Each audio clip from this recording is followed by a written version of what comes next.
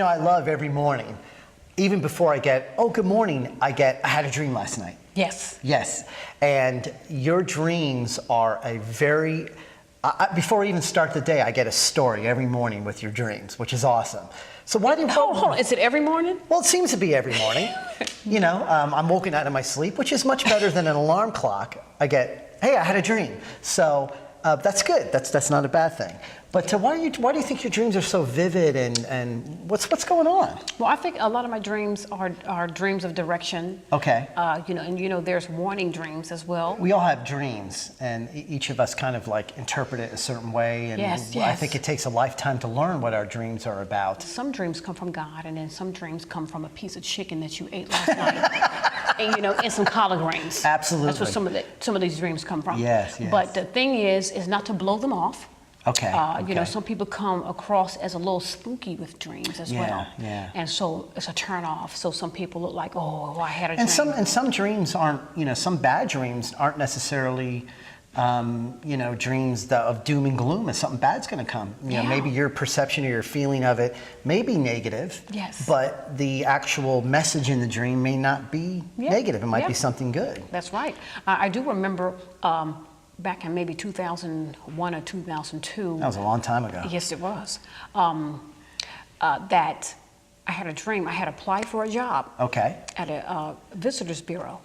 And I was so excited about this dream. Wow. Not a dream, but I was so excited about this job. Okay. And so I applied for the job. They did a phone interview first. They called me and did a phone interview, and I was very, very nervous. Yeah. So they told me the time that the phone interview was going to be. Okay. So I got excited. Okay. So you're ready to go? Yes, I'm ready to go. Had that. Like, it seemed like it was good. Several people asked me questions, including the vice president of the company. The vice president. Yeah, the vice president. Wow. Yes. Wow. They asked me questions and all this stuff, and it was about a 15, 20-minute interview. Okay. And pretty then, intensive. Yes. Okay. And they said that they would get back with me. And then a couple of days after that, I received a phone call that they wanted me to come in for a second. A second interview. Yeah. So I was like, wow. So they wanted to see me in person. Uh-oh. And so I went in, got dressed, looked real sharp. I bet you did. Came in and I bet you did. Real sharp and stuff coming in there.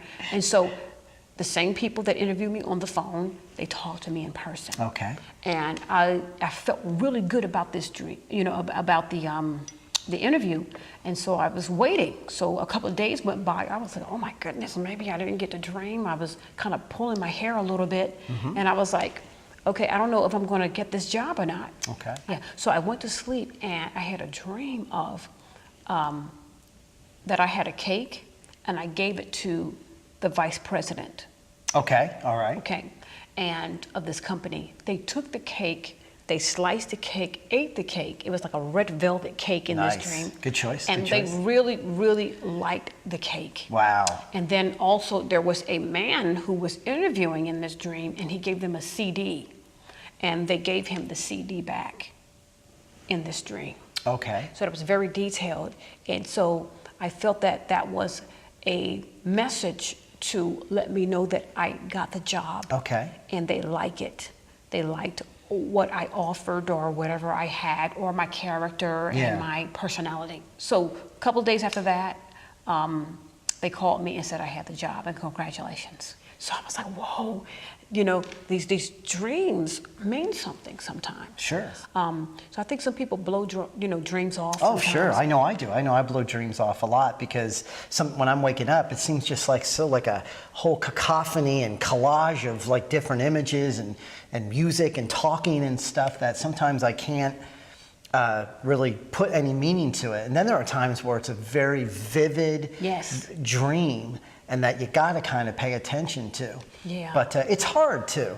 And every sort of like dream expert says, well, keep a dream journal. But it's hard waking up in the middle of the night and turning on a light and writing, and they go, well, now you have phones. Well, it's the same thing. You got to do the same thing. So it's hard. It's hard to do. It's discipline to do really a dream journal. You get up, and especially if somebody dreams very frequently. And I do have frequent dreams a lot.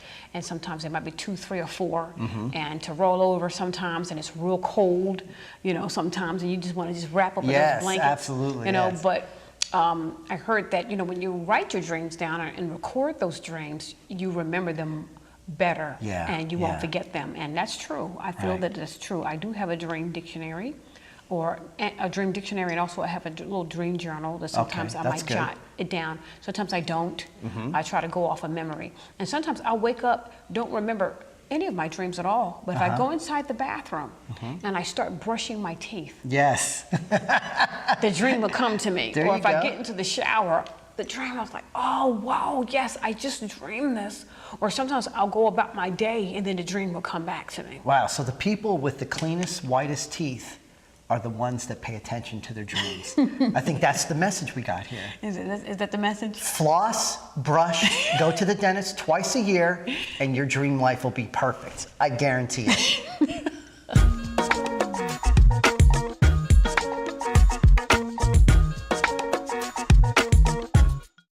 Hi, I'm Rich from Coffee and Cream. I am with Dr. Larry Burk. Doctor, tell me a little bit about yourself. Well, I'm a holistic radiologist, which many people think is an oxymoron. Okay. But I actually adopted the qualifier as a holistic radiologist, doing hypnosis with patients who are claustrophobic in the MRI scanner. Okay. And then with that entree into alternative medicine, I studied acupuncture and hypnosis and emotional freedom techniques and a variety of other things. And I still do conventional radiology. Okay. And I also do tapping and hypnosis and dream work. And so I keep my foot in both worlds most of the time. And I work from home, work from Duke, work from my wife's office at Oriental Health Solutions in Durham. So it keeps me busy and out of trouble. I bet. So. We were talking about dreams, and the whole episode is about dreams. And dreams are this sort of, for me, it's a very sort of cagey area. What is the theories about how dreams occur? Why do they occur? And just give me just a general feel of it. Well, I guess there's a large spectrum of beliefs about dreams. The skeptics would say it's just garbage being processed by your brain, and it may perform some health function, clearing out the debris from your day. Right. But other than that, it has no meaning. Now, to the whole other spectrum of people who are doing lucid dreaming, who are aware in their dreams, or doing all kinds of creative things during the dreams, for the average person, which most of us are just lucky if we remember a dream or two during the night. Right. And then if a dream happens to really wake us up, we might pay attention to it. Right. And then if a dream happens to come true, that really gets our attention. And in your life study, obviously dreams are very important. When in your life did it start realizing that, okay, hold on, dreams is kind of a linchpin? Yeah, I started keeping a dream diary in 1986, 87, yeah. Okay. And I've got stacks of them somewhere in the closet. All right. And I started getting some health information about other people back then. And then more recently, in the last 10 years, I've been interested in people who get health information about themselves in their dreams. And that's been pretty exciting. And when did it start coming into your practice? I've started using it in the last, I'd say 5 years with people in my practice when I'm doing emotional freedom techniques, or EFT, and hypnosis, and asking people to keep a dream diary and then come in and work with whatever material they get. The night before or the week before. And you just never know when a dream's going to come through and actually solve a puzzle that you've been working on for weeks. And when was sort of the first time that you interacted with a patient on that level? Well, I guess first I heard the reports from my friends who were actually having. My first friend who told me about it she had dreams about a spider crawling out of her mouth. Wow. Okay. And turned out that the message she got from the dream was that she had cancer in the mouth. Wow. So she went, had a biopsy. Yes. And it was negative. The surgeon looked for some suspicious place, biopsied it. It was on her tongue, and it came back negative. Okay. So a couple nights later, she had a dream. She was puzzled because the first dream seemed to be very specific, and a couple nights later, she had a dream where she got a second opinion from experts. So Hot Lips Houlihan and Dr. Winchester from MASH came in her dream and told her. No, are you serious? In the dream, the actual characters? The actual characters showed up in the dream they told her that they missed it on the biopsy. Okay. And to go back and have another biopsy. Wow. And sure enough, she went back. The biopsy was positive. She had radiation and surgery for her cancer of her tongue. No kidding. And then a few years later, she had a dream about a spider escaping from its cage. Okay. And it came back. Wow. And that was the sign that she'd had a recurrence. She went back, had more surgery, more radiation. She wound up living about another 20 years. Wow, okay. Guided by her dreams. And she had way more dream diaries than I did. Okay, so she was already heavily into analyzing. She's the one that dreams. first really got me into the whole health possibilities, and recommended a wonderful book called Healing Dreams, which is sort of give a good overview of the whole field. Okay. And then a few years later, one of my best friends told me she had had a dream about her breast cancer. Wow.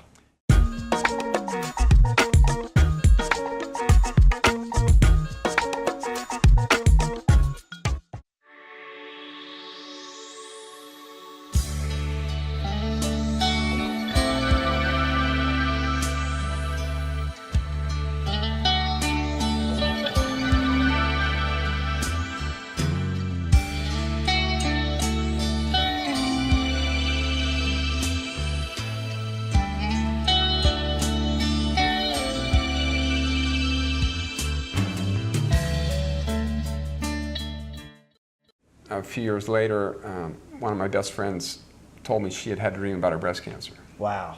And that started me down the whole path to do research on breast cancer, warning dreams. Mm-hmm. And her dream was very vivid, as I described in my TEDx talk about in Raleigh. Mm-hmm. She's woken up by a dream where she actually has a woman surgeon operating on her breast. Okay. In the dream. Okay. And had no symptoms, no mass, no lump, but went in and had her mammogram, and it didn't show anything. Okay. So she said, well, that was a pretty amazing dream. I'm pretty sure I have breast cancer. And she told the radiologist who came out to reassure her, said, you can come back in a year. She said, no, I think I have breast cancer. And the radiologist said, well, there's nothing on your mammogram. Right. We don't feel anything. Sure. There's nothing else we can do today. Yes. So, well, I want you to do an ultrasound. And the radiologist said, well, we only do an ultrasound if you have a mass that we can see or feel. Okay. We want to know if it's a cyst. Right. So she said, well, I'm not leaving until you do the ultrasound. Wow. And so the radiologist goes, well, I wouldn't even know where to begin. She said, well, how about like right here? Well, just to humor her, put the ultrasound there and found the cancer. So, oh my goodness. So that was a shock. Right. And then a couple weeks later, she went for her appointment for her breast surgery. She walked in, and there was the woman's surgeon who was in her dream. And that's crazy. Took her to the operating room, and then afterwards, she was debating, well, should I have chemo or radiation therapy or whatever? And so she started having dreams every night about a different raw vegetable. Okay. So she wound up going down to Florida to the Hippocrates Institute, went on a raw food diet based on the dream guidance, and she did pretty well on that. So, yes. So yeah, and I've discovered that other women who have had breast cancer dreams sometimes do get guided through the healing process by their dreams. After they make the diagnosis, then they just keep going with the dreams. It's amazing. So what do you think that, I mean, I guess the quick answer would be your body's telling you that. Yeah, I mean, I wrote a paper about it in the Explorer Journal in 2015 and suggested 3 possibilities. One, that women could actually have some symptoms, and people do sometimes deny their symptoms. Like, oh, I got a little ache, or I thought there was a lump, but I'm going to pretend it's not there. Okay. And then you have a dream that just sort of manifests it for you. Right. Or you really don't have any symptoms, and there's some subtle signaling system in your body that we don't quite figure out. Right. That translates it into your subconscious and into the dream. Right. Or there's some intuitive process, like the woman who had clearly a precognitive dream, because she saw the future, and we have no explanation how that works. Right. They might go for a week or so and get nothing but garbage, just random stuff. And some of the dream researchers suggest that the earliest dreams you have in the night, you may still be processing the stuff that happened during the day. Okay. The later you get in the night toward the morning, those are the more deeper dreams that come up and reveal important things. And I always say the scarier it is, the more important it is, because your subconscious uses really dramatic imagery Right. to get your attention, so you wake up in the middle of the night and have to write it down. So if you ever wake up in the middle of the night, you got to write it down. I mean, that's one of the guidelines. Right. Yes. And most people, have access to the dreams, and some people say they don't remember them. Right. But you probably had half a dozen dreams during the night, and you may have forgotten them all. Right. You can set the intention when you go to bed to remember them, and then in the morning when you wake up, just hold still. Yes.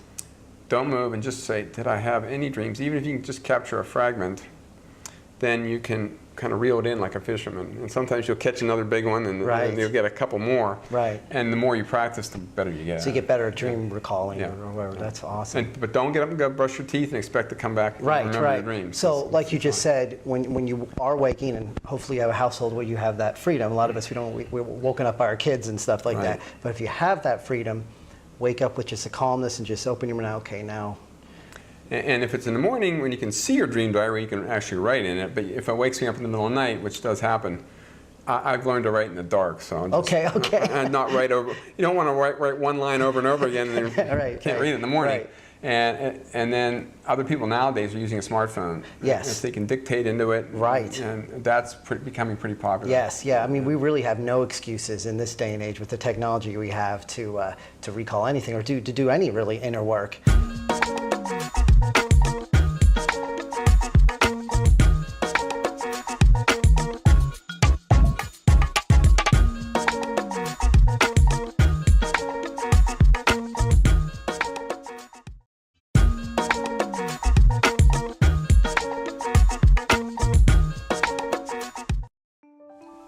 Hey everybody, if you enjoyed our interview with Dr. Larry Burk half as much as we did, I really encourage you to pick up his book, Let Magic Happen. It's his book about his personal and professional journey from academic medicine and radiology to holistic medicine and parapsychology. What an adventure. Go get your copy today.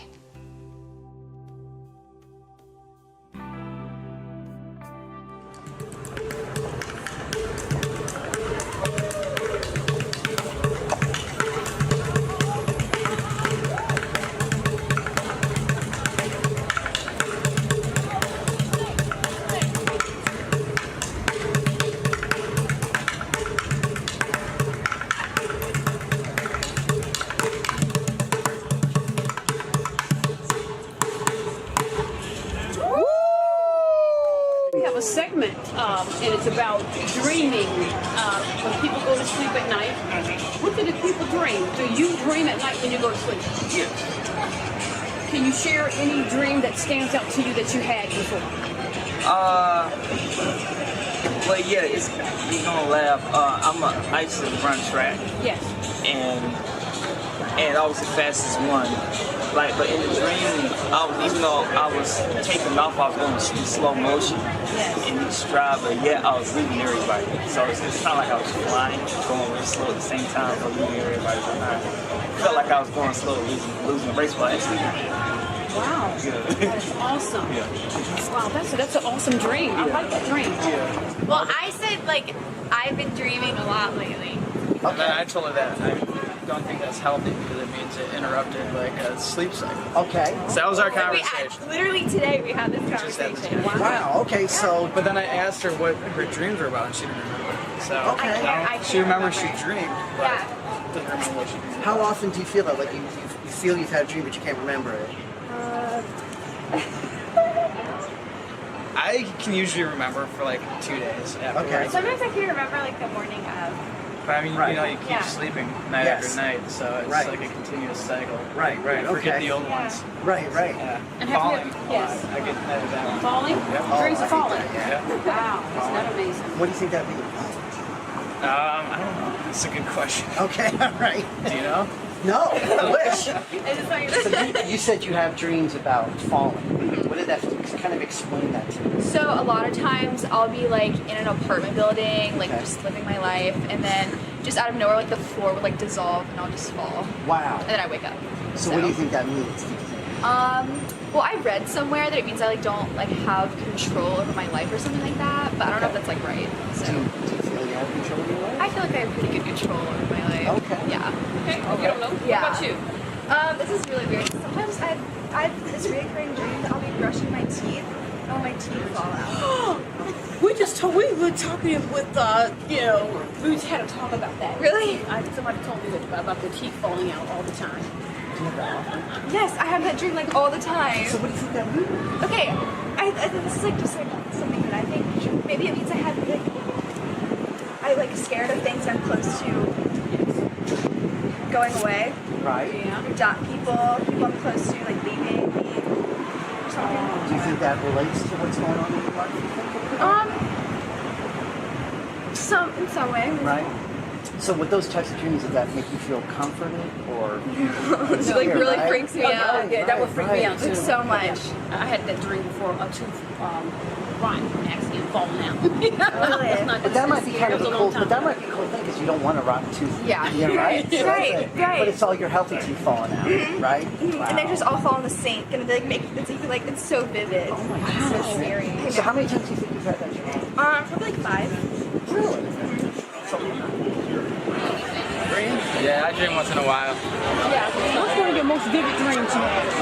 Like really crazy or just Just really crazy, something. crazy?